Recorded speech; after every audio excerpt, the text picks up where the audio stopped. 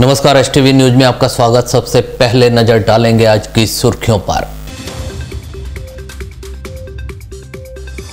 उम्मीदवारों के लिए आज रहेगी कत्ल की रात, बूथ मैनेजमेंट पर भी रहेगा जोर, रणनीति को दिया अंतिम रूप।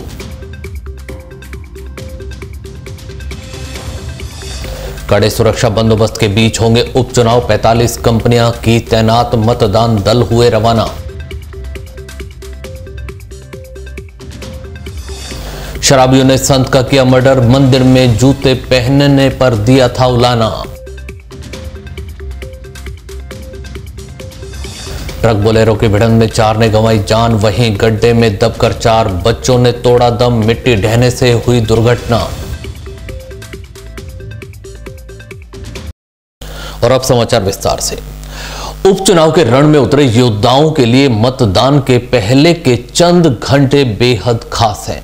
अलवर में चाहे भाजपा हो या कांग्रेस, दोनों ही दल बूथ मैनेजमेंट पर पूरा जोर दे रहे हैं।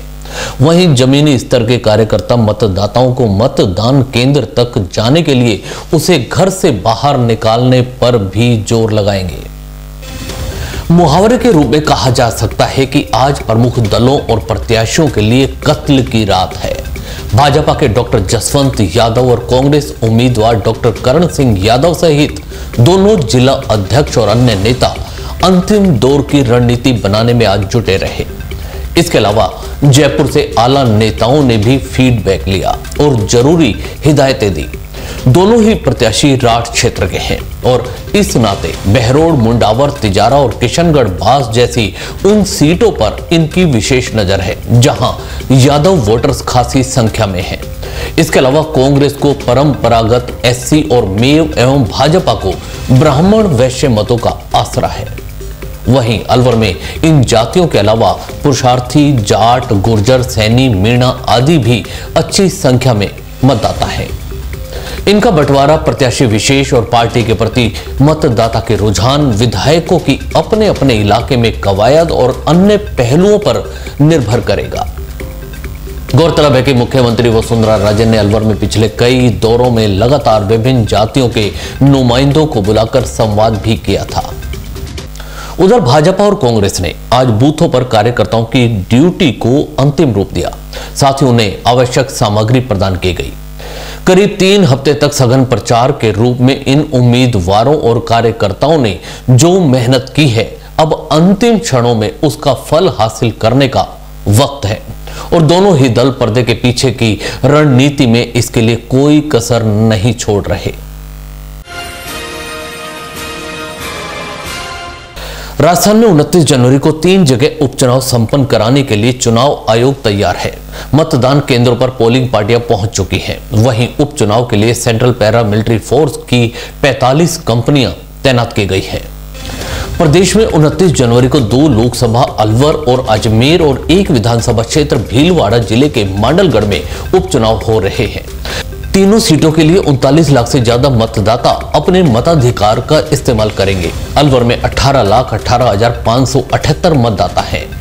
वहीं अजमेर में 18,40,684 वोटर्स हैं। उपचुनावों के लिए अलवर में 1,979, अजमेर में 1,907 और मांडलगढ़ में 280 मतदान केंद्र बनाए गए हैं। इसी तरह कुल 28 सहायक मतदान केंद्र भी बनाए गए हैं। इन चुनावों की मतगणना 1 फरवरी को होनी है। गौरतलब है कि अलवर लोकसभा सीट पर भाजपा के डॉक्टर जसवंत यादव और कांग्रेस के डॉक्टर करण सिंह यादव, अजमेर में कांग्रेस के रघु शर्मा और भाजपा के राम स्वरूप लांबा के मध्य मुकाबला है। वहीं मांडलगढ़ विधानसभा क्षेत्र में कांग्रेस के विवेक धाकड़ और भाजपा के शक्ति सिंह हाडा आमने सामने हैं। उधर अलवर शहर में निर्वाचन आयोग की ओर से पोलिंग बूथों पर निरीक्षण अधिकारी लगाए गए। आज नयाबास गर्ल्स स्कूल स्थित बूथ का निरीक्षण किया गया। वहीं पुलिस जाब्ता भी यहां मौजूद रहा। मतदान प्रक्रिया से जुड़े कर्मचारियों ने बताया कि सभी कमरों में फर्नीचर, बिजली और पानी की व्यवस्था देखी गई है। इसके अलावा लोकसभा क्षेत्र के सभी बूथों के लिए मतदान दल रवाना हो चुके हैं। पर क्या है कि एक बूथ तो नयाबास बॉयज स्कूल में है और 2 गर्ल्स स्कूल में है। तो हमने क्या है कि 100 मीटर, एक तो 100 मीटर के क्षेत्र पर लिख दिया है और दूसरा 200 मीटर का एरिया, जहाँ से यानी कि पार्टी वाले, पोलिंग पार्टी वाले जो बैठेंगे वो बैठेंगे। बाकी हम 100 मीटर 200 मीटर कर दिया। हमारे पास एक ये कमरे में सारे फर्नीचर की व्यवस्था कर दी। उनके पार्टी जो पोलिंग पार्टी वाले आएंगे उन सब के लिए कुर्सी की और इन सब की व्यवस्था है। लाइट की है, नल बिजली की फुल व्यवस्था है, पानी की फुल व्यवस्था है। और सड़कों पे जो लिखा जा रहा है, सड़कों पे हमने ये लिख दिया है 100 मीटर का एरिया जिसके अंदर वो रहेंगे वोटर, और 100 मीटर में जो पार्टी वाले जो पर्ची वर्ची वगैरह देते हैं वो अपनी अपनी पार्टी, वो 200 मीटर के क्षेत्र में रहेंगे। महिला मोर्चा की राष्ट्रीय सचिव पूजा कपिल के नेतृत्व में महिला मोर्चा द्वारा कई जगह मतदाताओं से व्यक्तिगत संपर्क किया गया। मोर्चा की टीम ने चोर डुंगरी, धोबी घट्टा और अट्टा मंदिर सहित कई क्षेत्रों में सघन दौरे किए। इस दौरान कार्यकर्ताओं ने भाजपा प्रत्याशी डॉक्टर जसवंत यादव को वोट देने का आग्रह किया, साथ ही भविष्य में भी तेज गति से विकास कार्य करवाने का भरोसा दिलाया। वहीं संगठन के जिला महामंत्री रूबिया उपाध्याय और कई पदाधिकारी भी मौजूद रहे।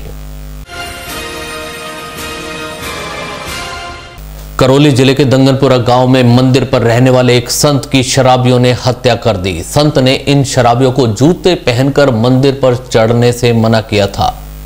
हत्या की सूचना पर पहुंची टोडा भीम थाना पुलिस ने शव को अस्पताल की मोर्चरी पहुंचाया, जहां डॉक्टरों ने पोस्टमार्टम के बाद शव परिजनों के सुपुर्द कर दिया।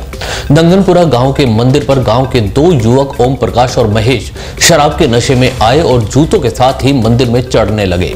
इस पर मंदिर में रहने वाले संत बावन दास ने दोनों को रोक दिया। इसके बाद दोनों युवकों ने संत के साथ मारपीट और गाली गलौज की। देर रात को बाबा के चिल्लाने की आवाज सुनकर पड़ोस में रहने वाले ग्रामीण मंदिर पहुंचे तो संत वहां मरणासन अवस्था में मिले, जिसके बाद ग्रामीणों की भीड़ जमा हो गई और उन्होंने सूचना देकर पुलिस को बुलाया। आशंका जताई गई है कि संत से नशे में झगड़ा करने वाले दोनों युवकों ने ही संत की रात में हत्या की है। शव पर चोट के निशान नहीं है, लेकिन मौके पर बाबा के कटे हुए बाल मिले हैं और संघर्ष के निशान भी मिले हैं। पुलिस ने मामला दर्ज कर जांच शुरू कर दी है। भरतपुर जिले में नगर पुलिस थाना क्षेत्र के गांव पीलूकी में आज घने कोहरे के बीच एक ट्रक बोलेरो की भिड़ंत हो गई। इसके चलते बोलेरो सवार 4 लोगों की मौके पर ही मौत हो गई। इस सड़क हादसे में 7 लोग गंभीर रूप से घायल भी हो गए। मृतकों में एक महिला, एक बच्चा भी शामिल है। डीग नगर रोड पर हुए इस हादसे में बोलेरो सवार सभी मृतक और घायल अलवर के गोविंदगढ़ निवासी थे। पुलिस से प्राप्त जानकारी के अनुसार ये सभी लोग परिक्रमा देने गोवर्धन जी जा रहे थे। हादसे के बाद मौके पर एकत्रित ग्रामीणों ने घायलों को एम्बुलेंस 108 की मदद से सामुदायिक स्वास्थ्य केंद्र नगर पहुंचाया। यहां से इन्हें भरतपुर रेफर कर दिया गया। हादसे के बाद ट्रक चालक मौके से फरार हो गया, जिसकी तलाश की जा रही है। सीकर जिले में रविवार को एक दर्दनाक हादसा सामने आया। यहां मिट्टी में दबने से 4 बच्चों की मौत हो गई। घटना के बाद परिजनों सहित पूरे क्षेत्र में शोक छा गया। यह हादसा सीकर जिला मुख्यालय पर रविवार दोपहर हुआ। यहां देव गैस एजेंसी के पीछे वन विभाग की जमीन में हरिजन बस्ती के कुछ बच्चे खेल रहे थे। जमीन पर कथित तौर पर वन विभाग की ओर से गड्ढे खोदे गए थे। बच्चे खेलते खेलते गड्ढे की तरफ चले गए और इस दौरान मिट्टी ढह गई। मिट्टी में 4 बच्चे दब गए और अन्य बच्चों ने घर जाकर घटना की जानकारी दी। इस पर परिजन वहां पहुंचे और दबे हुए बालकों को बाहर निकाला। बच्चों को मिट्टी से निकालने के बाद तुरंत एसके अस्पताल सीकर ले जाया गया, जहां चिकित्सकों ने चारों बच्चों को मृत घोषित कर दिया। भरतपुर शहर में एक मां ने अपने 2 मासूम बच्चों के सामने फांसी लगाकर जान दे दी। कुछ मिनट पहले ही उसके पति का फोन आया था और दोनों में झगड़ा हुआ। इसके बाद आवेश में आई महिला ने अपनी जान दे दी। पूछने पर बच्चों ने बताया कि पापा ने फोन पर कहा था कि मां को ऊपर मत जाने देना। भरतपुर स्थित हाउसिंग बोर्ड कॉलोनी में रहने वाली वर्षा की 4 साल पहले शादी हुई थी। 26 साल की वर्षा अपने 2.5 साल की बेटी गुनगुन और 1.5 साल के पुत्र के साथ घर पर थी। इसी दौरान उसके पति का फोन आया। वर्षा का पति विनोद यादव गुड़गांव में एक प्राइवेट कंपनी में सिक्योरिटी डिपार्टमेंट में काम करता है। दोनों में किसी बात पर बहस हुई। इसके बाद वर्षा ने अपनी चुन्नी से रोशनदान के कुंदे में फांसी का फंदा लगाया और उस पर झूल गई।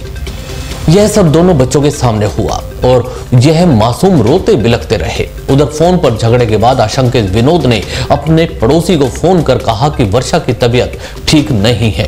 पड़ोसी घर आया तो दरवाजा भीतर से बंद था। इसके बाद आसपास के लोगों को बुलाकर दरवाजा तोड़ा गया तो महिला फंदे से लटकी मिली। दंपति भरतपुर के पास नगला दौलतपुरा के रहने वाले हैं। पुलिस ने मामले की जांच शुरू कर दी है। उदयपुर के पास रविवार को हाईवे के बीच एक पैंथर को बैठा देखकर लोगों के होश उड़ गए। यहां बड़ी संख्या में लोग जमा हो गए और दोनों ओर ट्रैफिक जाम हो गया। जानकारी मिलने पर पुलिस और वन विभाग की टीम मौके पर पहुंची और पैंथर को ट्रंकुलाइज कर अस्पताल ले जाया गया। यह पैंथर घायल था और यहां से हिल भी नहीं पा रहा था। पैंथर को वहां से हटाने में करीब 2 घंटे लग गए और तब तक वहां तमाशबीनों का मजमा लग गया। उदयपुर नेशनल हाईवे संख्या 8 पर अंबेरी के आसपास इंडस्ट्रियल एरिया है। यहां आज लोगों ने देखा कि हाईवे के डिवाइडर के पास एक पैंथर बैठा था। पैंथर लोगों को देख गुर्राया, लेकिन उसने हमला नहीं किया। देखते ही देखते वहां वाहनों की कतार लग गई। सूचना पर पुलिस और वन विभाग की टीमें भी पहुंची। यह पता चलने पर कि पैंथर घायल है, ग्रामीण उसके पास चले गए। पुलिस वहां पहुंची तो सबसे पहले ग्रामीणों को पैंथर के पास से हटाया गया। इसके बाद वन विभाग की टीम ने पैंथर को ट्रंकुलाइज करने की प्रक्रिया शुरू की। लोग पैंथर को देखने के लिए आसपास की पहाड़ियों पर चढ़ गए। 2 घंटे की कड़ी मशक्कत के बाद रेस्क्यू टीम को आखिर पैंथर को बेहोश करने में सफलता हासिल हुई। इसके बाद वन विभाग की टीम उसे पशु चिकित्सालय ले गई, जहां घायल पैंथर का इलाज किया गया। माना जा रहा है कि देर रात्रि को सड़क पार करते समय अज्ञात वाहन की टक्कर से यह पैंथर घायल हो गया था। प्रधानमंत्री नरेंद्र मोदी ने आज 40वें मन की बात कार्यक्रम के जरिए देश को संबोधित किया। पीएम मोदी ने इस दौरान पद्म पुरस्कारों का जिक्र करते हुए कहा कि अब चेहरा नहीं बल्कि प्रतिभा देखकर यह पुरस्कार मिलते हैं। वहीं उन्होंने देश में नारी शक्ति के आत्मनिर्भर बनने पर खुशी जताई। इस मौके पर प्रधानमंत्री ने गणतंत्र दिवस समारोह का भी उल्लेख किया और कहा कि 10 देशों के मुखिया इस समारोह में उपस्थित रहे। उनका कहना था कि भारत में आज महिलाएं तेजी से आगे बढ़ रही हैं। वेदों की ऋचाओं को गढ़ने में देश की बहुत सारी विदुषियों का योगदान रहा है। हमारे समाज में नारी को शक्ति का दर्जा दिया जाता है। यह शक्ति परिवार को एकता के सूत्र में बांधती है। मन की बात में पीएम मोदी ने कहा कि इन दिनों पद्म पुरस्कारों के विषय में चर्चा हो रही है, जबकि पिछले 3 सालों में पद्म पुरस्कारों की पूरी प्रक्रिया बदल गई है। अब चेहरा नहीं प्रतिभा देखकर पद्म पुरस्कार मिलते हैं। इन दिनों भारत में विश्व के कई देशों के मेहमान आए हैं। स्वास्थ्य के लिए खास करके माता मृत्यु दर और शिशु मृत्यु दर कम हो, उसकी कार्य योजना के लिए कॉल टू एक्शन दुनिया के 24 देश मिलकर के भारत की भूमि में चिंतन किया। अमेरिका के बाहर ये पहली बार किसी और देश में कार्यक्रम हुआ और ये बात सही है कि आज भी हमारे देश में हर वर्ष करीब 50,000 माताएं और 13 लाख बच्चे प्रसूति के समय ही और उसके तत्काल बाद ही उनकी मृत्यु हो जाती है। ये चिंताजनक है, डरावना है। वैसे सुधार काफी हुआ है। अंतर्राष्ट्रीय स्तर पर भारत की सराहना भी होने लगी है। फिर भी ये आंकड़ा कम नहीं है। जैसे हम लोगों ने पोलियो से मुक्ति पाई, वैसे ही माता और शिशु की मृत्यु में टेटनस, उससे भी मुक्ति पाई। विश्व ने इसको स्वीकारा है, लेकिन हमें अभी भी हमारी माताओं को बचाना है, हमारे नवजात बच्चों को बचाना है। मेरे प्यारे देशवासियों, आज मुझे एक खुशखबरी सुनानी है आपको। मैं हमेशा कहता हूं कि अब हमें देश के लिए मरने का सौभाग्य नहीं मिलेगा, लेकिन देश के लिए जीने का तो सौभाग्य मिला ही है। हमारे देश के 2 नौजवान और दोनों भाई, और वही भी मूल हमारे महाराष्ट्र के नासिक के, डॉक्टर हितेंद्र महाजन, डॉक्टर महेंद्र महाजन, लेकिन इनके दिल में भारत के आदिवासियों की सेवा करने का भाव प्रबल रहता है। इन दोनों भाइयों ने भारत का गौरव बढ़ाया है। अमेरिका में रेस अक्रॉस अमेरिका एक साइकिल रेस होती है, बड़ी कठिन होती है, करीब 4,800 किलोमीटर लंबी रेस होती है। इस वर्ष इन दोनों भाइयों ने इस रेस में विजय प्राप्त किया, भारत का सम्मान बढ़ाया। मैं इन दोनों भाइयों को बहुत बहुत शुभकामनाएं देता हूं, बहुत बहुत बधाई देता हूं, अभिनंदन करता हूं। लेकिन सबसे ज्यादा मुझे इस बात की खुशी हुई कि उनका ये सारा अभियान team India vision for tribals, आदिवासियों के लिए कुछ कर गुजरने के इरादे से वो करते हैं। देखिए, देश को आगे बढ़ाने के लिए हर कोई कैसे अपने अपने प्रयास कर रहा है, और यही तो है, जब ऐसी घटनाएं सुनते हैं तो सीना तन जाता है।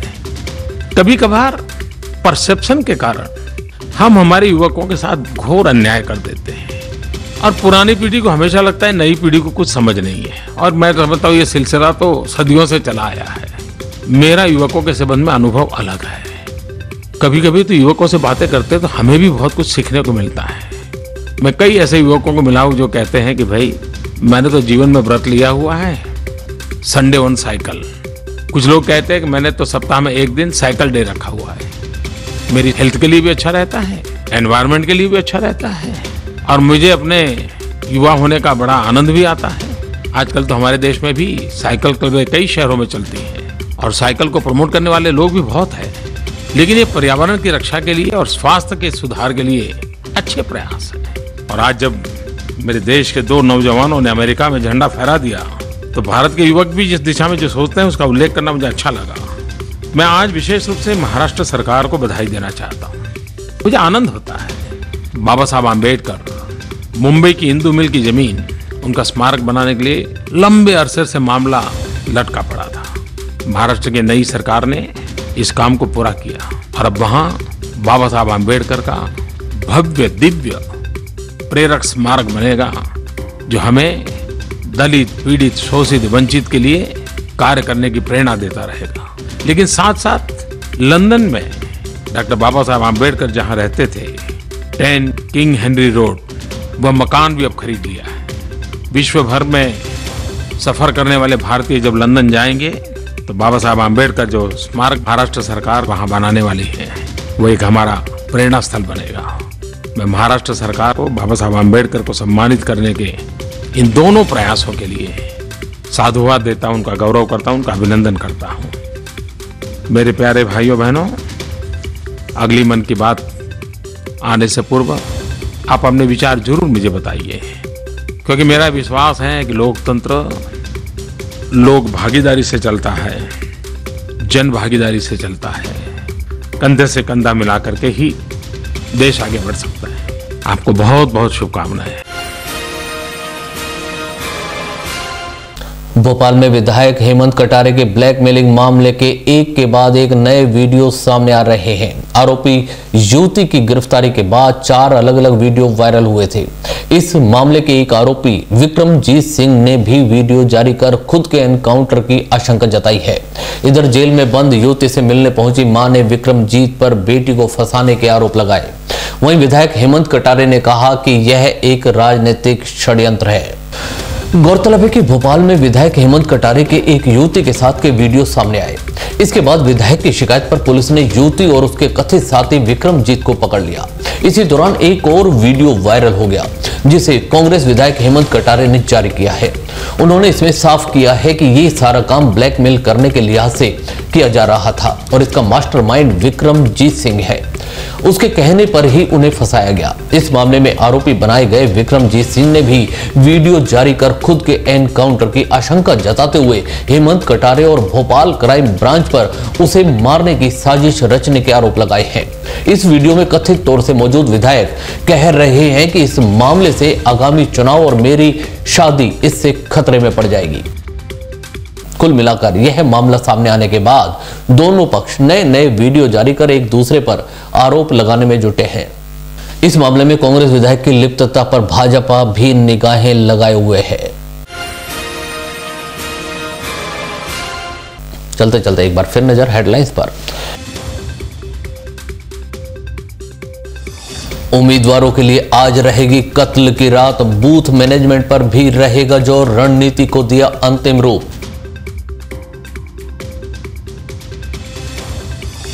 कड़े सुरक्षा बंदोबस्त के बीच होंगे उपचुनाव, 45 कंपनियां की तैनात, मतदान दल हुए रवाना। शराबियों ने संत का किया मर्डर, मंदिर में जूते पहनने पर दिया था उलाना।